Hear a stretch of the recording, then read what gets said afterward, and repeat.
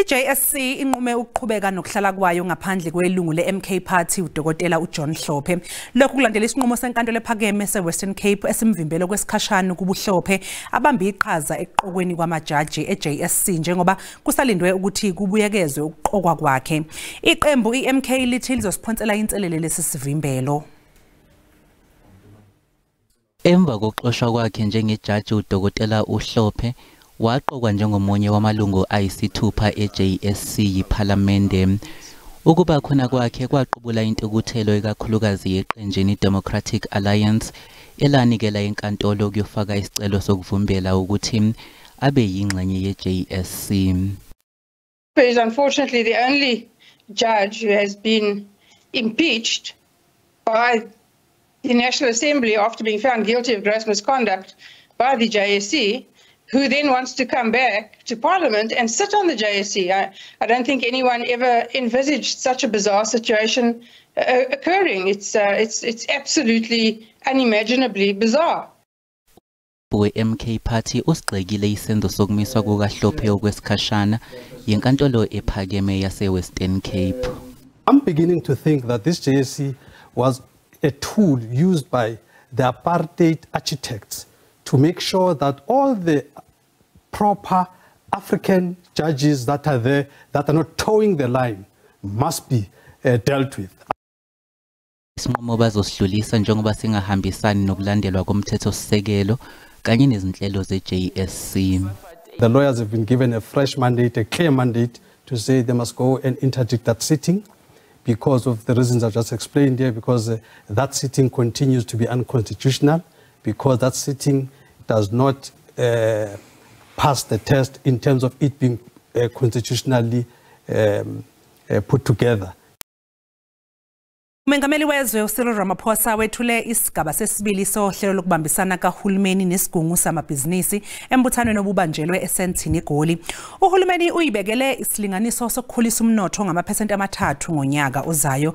Lolu hlelo lokubambisana komkhandlu wezamabhizinisi nohulumeni lwethulwa okokuqala ngonyaka wedlule ngenhloso yokwakha amathuba emisebenzi kanye nokuthuthukiswa kwengqalasizinda yohlelo lokukhiqizwa kogesi owanele. Umengameli Ramaphosa kulomhlangano ubalule ukuthi ukhona umehluko ongcono obonakalayo ngebanga eselihanjiwe selokhu kusungulwe lolu hlelo lokubambisana kahulumeni nabezamabhizinisi. Umengameli uqhakambise ukuthi isimo sodaba lukagesi siya ngokuba ngcono njengoba sekuphele inyanga kwamiswa nohlelo lokucishwa kogesi okuhleliwe.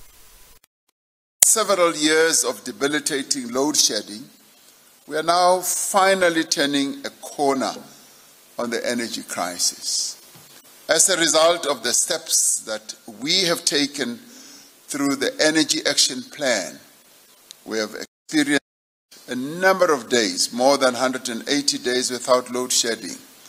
Abomkhandlu obhekela amabhizinisi abamnyama bafuna ukuba nezwi elizwakalayo kulolu hlelo lukahulumeni nesigungu samabhizinisi. Bathi isigaba sohlelo lokuqala siwashiye ngaphandle amabhizinisi abamnyama. In phase 1, black business was excluded. Small business was excluded, women-owned businesses were excluded, businesses owned by youth were excluded, businesses owned by people living with disabilities were excluded. And the president in his SONA did indicate that this administration is going to be underpinned by inclusive growth. And we hope that is not only going to be talk, it will be action. Izinhlaka eziningi okubalwa kuzo umkhandlu obhekele ezamagugu ambiwayo kanjalo ne-South African Chamber of Commerce zenze izibophezelo zokuthi izinkampani ezilawulwa ngaphansi kwazo zizoba yingxenye enkulu kulolu hlelo lwesigaba sesibili sokusebenza ngokubambisana nohulumeni. Umholi we-Build One South Africa uMmusi Maimane usenikeze uhulumeni wobumbano amaphuzu angama-50 okwamanje. Leli qembu linikeze i-GNU isibuyekezo sayo seyinsuku zokuqala eziyikhulu ehhovisi. uMaimane uthi uhulumeni wobumbano usendleleni efanele kodwa-ke uyigxekile ngokwehluleka ukuhlinzeka uhlelo olubambekayo lokuthi izolitakula kanjani izwe. Things that are starting to occur 100 days on. The first of those being policy disagreements. It is common cause that at one level, the DA and the ANC perhaps could not come to a point of agreement on matters like the Bella Bill on matters like the NHI.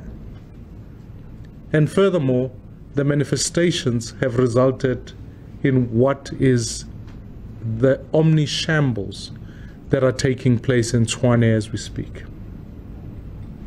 I call them that because you cannot afford to have a local government that remains unstable over a period of time and leads itself to what Johannesburg is faced up to, which is a revolving door of mayors. Along with some of those difficulties, I think the efficacy and the working of government has been such that the counterweight of Parliament has seen many MPs working together, but it is quite clear that outside the executive, there's still a lot of work that must be done in being able to demonstrate to South Africans where the GNU goes in a country where more than half the citizens of this country are living below the upper poverty line. I-Democratic Alliance ixwayise ngokuthi akufanele neze kusetshenziswe ngendlela yokuzuza kwezombusazwe ukukanywa kwamawadi omasipala. Lokuza emva kokuthi ibhodi i-Municipal Demarcation liqale ukuba amatasa ngokucwaninga amacala yi-13 okungamacala amayelana nemingcele yomasipala. I-Board Municipal Demarcation liyaqhubeka nomsebenzi wale mawadini omasipala KwaZulu-Natal, Eastern Cape, Free State, eLimpopo, eMpumalanga kanye naseNorthwest. Democratic Alliance sixwayise ngokuthi lolu hlelo akungabe lokuqhuba inhloso kwezombusazwe kepha alwenzelwe abantu.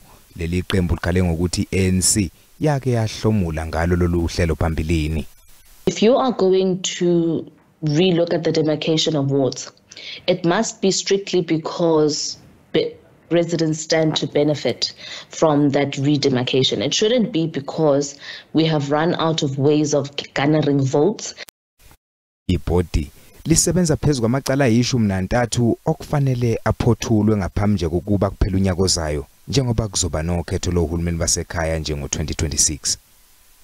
We had applications which the board decided on the 28th of Feb this year.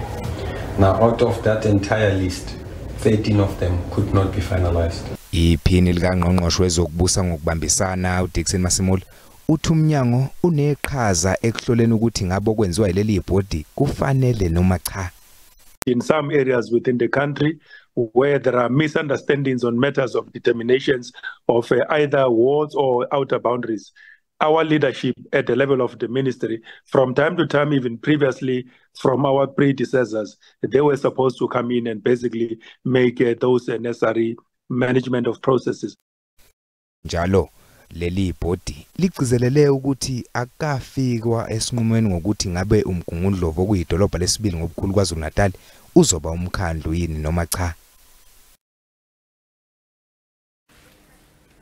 Mbukeli sasiqu eyitolo kanti ungabe sibuya sokuphathela udaba oluthi just to protect the identity of the accused, and for the reason being is that they are facing several threats while in custody. Lihlahliselwe umhlazi isithupha kwezokwethwasa icala labasolwa abathathu abasolwa ngokubulala besifazana ababili ababeyifunela ukudla okulahliwe eplazini eLimpopo.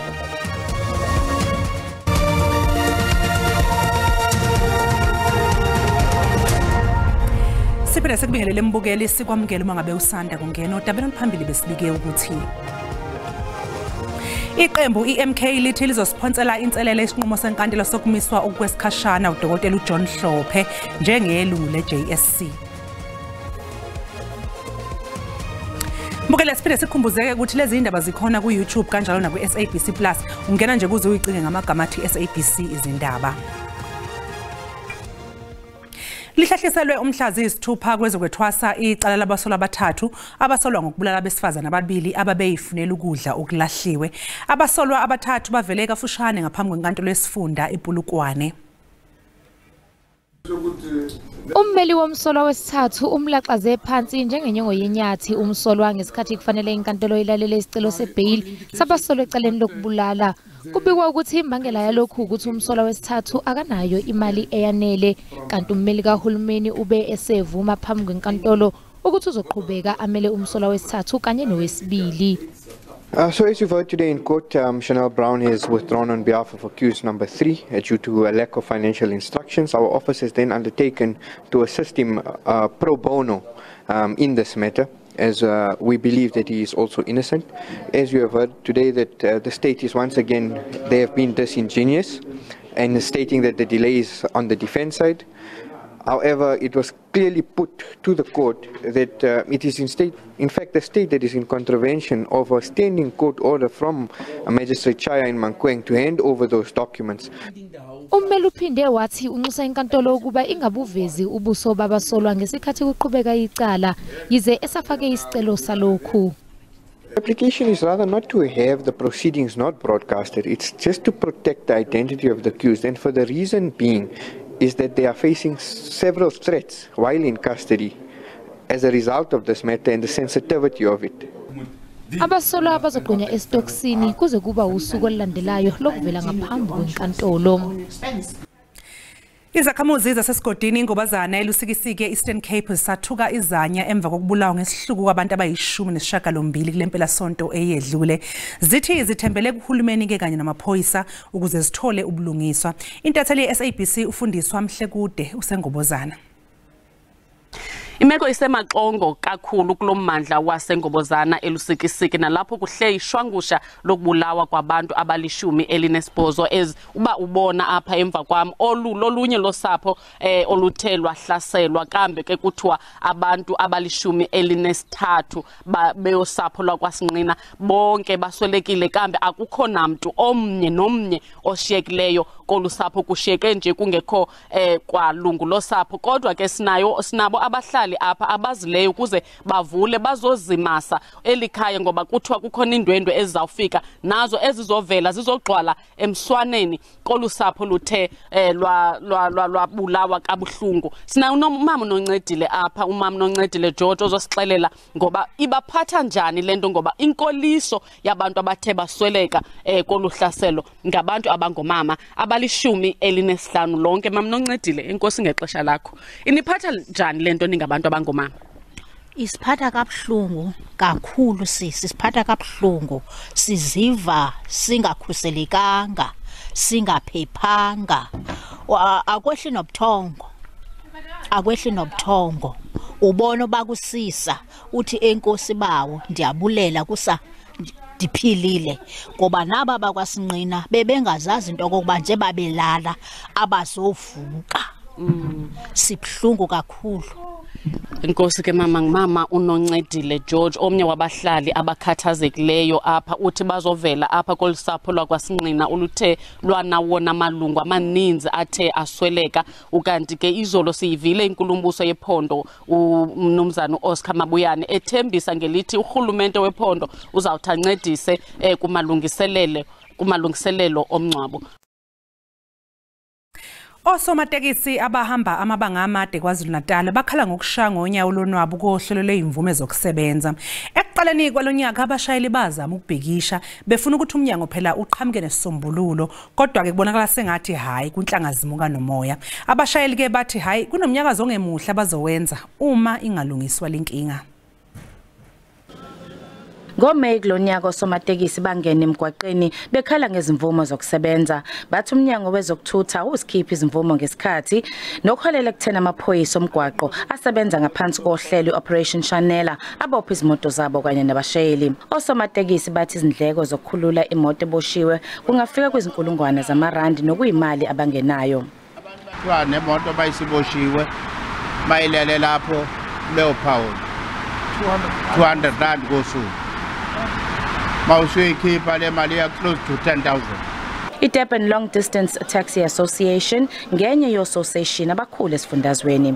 Ukusebenza kwayo kuhlukile kunalaba abahamba amabanga amafishane. Bakhala ngokuthi sekuphazamiseka nabagibeli abagcine bemi isikhathi eside erenki ngenxa yokuthi azanele izimoto ezinezimvumo. Manje lento igcina iyenza abantu bemboni kube khona lokho okuphazamiseka kakhulu ngoba imboni esasibelivalide eksendleleni layisho umuntu okhulele layisho umuntu ogula kofanele makahamba shesha afike kuphi kwaNongoma napa bayifimbele emahlabathini uthi 3 hours bathi bafunani bathi bafuna ipermit. Umnyango wezokuthutha uyaphika ukuthi izimvumo zibanjiwe. Manje basikhuluma njengama-permit abakhona ebhodini abafuna ukuyowalanda, so siyabanxenxa ukuthi abaqhubeke bayowalanda, babe nezimoto, bafuna nje ukuthi bawuthathe umkhakha lokuthi baye eKranskop. Sithi kunemoto ezo-400 asizokwazi banikeze ipermit thina ngoba asifuna ukuthi sibe ingxenye yochuku.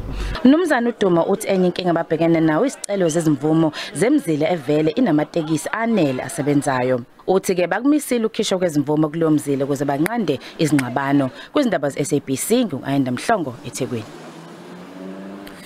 Umndeni ufuna impendulo kulandela ukuthi isiguli esineminyaka engamashumi-32 siklinywe saze sashona nokusolakala ukuthi kwenziwe ezinye iguli eMahikeng Provincial Hospital Psychiatric Observation Ward eNorth West. U-Oneilwe Moss wasePostmasburg eNorthern Cape wangeniswa kulesi sibhedlela wayesebanga nokuhilizisana kanye nezinye iguli emva nje kosuku engenisiwe. Abahlengazi-ke bona bathi bezwa umsindo bathi bayaphuthuma bafike seshonile. Lumos Owesilisa osemncane nomndeni wakhe ubuthembele kuye ukubeka isinkwa etafuleni obeqala ukukhombisa izimpawu zokungaphili kahle nokuholela ekuthini ngeniswe esibhedlela sabangaphilile ngengqondo. Washiya ekhaya lakhe eNorthern Cape ngethemba lokuthi uzobuya esengcono emva kokulashwa. Kunalokho umndeni wakhe uthole ucingo lokuthi useshonile. Lo mndeni okhungathekile usola umnyango wezempilo esifundazweni ngokushona kwakhe. Kafushane uthi basitshele ukuthi kuqubuke impi phakathi kweziguli nokuholela ekushoneni kwakhe. Bamthole ekinywe ngebhande legown. Sibabuze ukuthi abawuzwanga yini umsindo wale ngxabano. Izinyunyana zezisebenzi iDenosa kanye noHospice zithi izigameko ezinje azigwemeki njengoba umnyango uhluleka uqinisa ezokuphepha ize kuhlezi kuneziphakamiso zokukhathazeka eziningi. We therefore call on the department to speedily beef up their security arrangement, including the setup. Because failure to that, it will leave us with no choice but to advise our members that in an instance that they find themselves are not safe in the workplace, they must then abandon the workplace. Iziphathimandla zithi ziyaliphenyela lolu daba zaphinde zaqinisekisa ukuthi isigameko esifuzile singeke senzeke futhi. Remember, this person was just for observation, 72-hour observation. We were not even sure that he was suffering due to the said illness that is alleged. But we can confirm that as the department, we have patients, we've got mechanism to keep our patients safe at all costs. Maphoyisa athi aphenya icala lokubulala kanti njengamanje akaboshwa umuntu.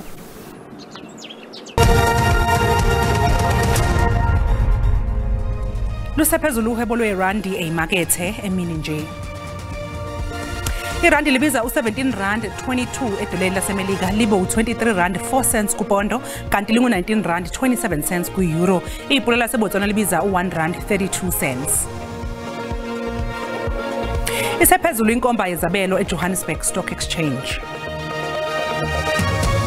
Igolide libiza $2,654 i-ounce, iplatinum libiza $983 i-ounce, uwelo ngahluziwe ubiza $74.89 umphongolo.